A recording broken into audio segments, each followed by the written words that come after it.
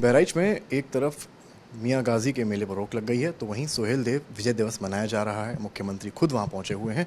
बात करने के लिए यूपी सरकार में मंत्री दयाशंकर सिंह जी हैं। दयाशंकर जी, गाजी मियाँ के मेले पर रोक लग गई है और सोहेल देव विजय दिवस आज सरकार भी मना रही है, राजभर समाज भी मना रहा है। विपक्ष कह रहा है कि जो है यहाँ पर दबाया जा रहा है लोगों को, आप क्या कहेंगे? देखिए, गाजी एक आक्रमणकारी थे और उन पर जो है महाराजा सुहेल देव ने विजय प्राप्त की थी। तो आज उनका विजय दिवस के रूप में आज जो है पूरे जनमानस जो है मना रहा है।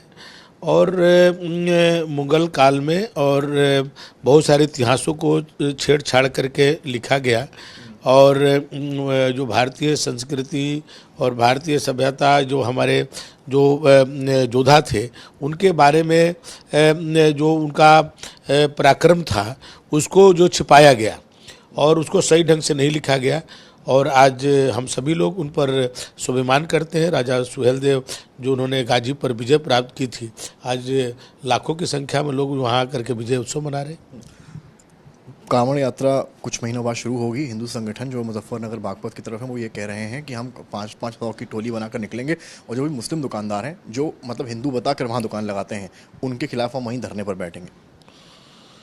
नहीं, देखिए, मैं कोई इस देश में किसी के लिए कोई भी व्यवसाय करना प्रतिबंधित नहीं है, लेकिन अपनी पहचान छुपा करके करना ये गलत है।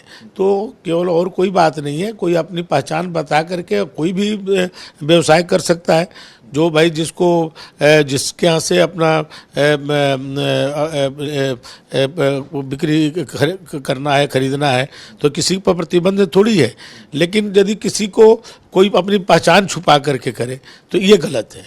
मेरा आखिरी सवाल है, प्रधानमंत्री नरेंद्र मोदी के 11 वर्ष हुए हैं, क्या कहेंगे? देखिए, इस 11 वर्षों में भारत का मान सम्मान स्वाभिमान पूरे दुनिया में स्थापित हुआ है। भारत आज विश्व गुरु की तरफ जो है आगे बढ़ चुका है। अब 21 जून आने वाला है, आप देखेंगे 21 जून को जब योग दिवस मनाया जाता है तो दुनिया के 174 देशों के राष्ट्राध्यक्ष उस दिन जो है योग मनाते हैं। आज पूरी दुनिया भारत की संस्कृति और सभ्यता को स्वीकार कर रही है। कोरोना काल में आपने देखा होगा कि लोगों ने जो बड़े बड़े देश थे, जो अमेरिका, जापान, जर्मनी, इंग्लैंड, तबाह हो गए और वो भारतीय संस्कृति को अपनाने पर मैंने विवश हुए। आप देखें कि अमेरिका के व्हाइट हाउस में भारत के विद्वान पंडितों को बुला करके शांति पाठ, ऋग्वेद का शांति पाठ कराया गया।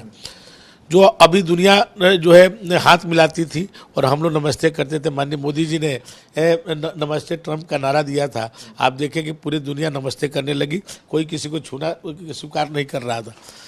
पूरे दुनिया में माननीय मोदी जी के नेतृत्व में भारत का स्वाभिमान बढ़ा है। आज दुनिया के कई राष्ट्राध्यक्ष उनको पैर छू करके उनसे आशीर्वाद लेते हैं। सबसे लोकप्रिय नेता आज दुनिया का कोई है तो नरेंद्र मोदी जी है।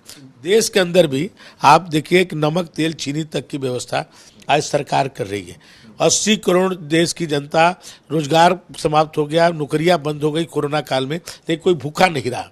आज बिटिया की शादी से लेकर के आज बच्चे का अन्नप्राशन तक का व्यवस्था आज सरकार कर रही है। ये मोदी जी है तो ये मुमकिन हो रहा है। आज देश प्रगति के पथ पर बहुत आगे निकल चुका है और दुनिया के चौथी अर्थव्यवस्था आज भारत है।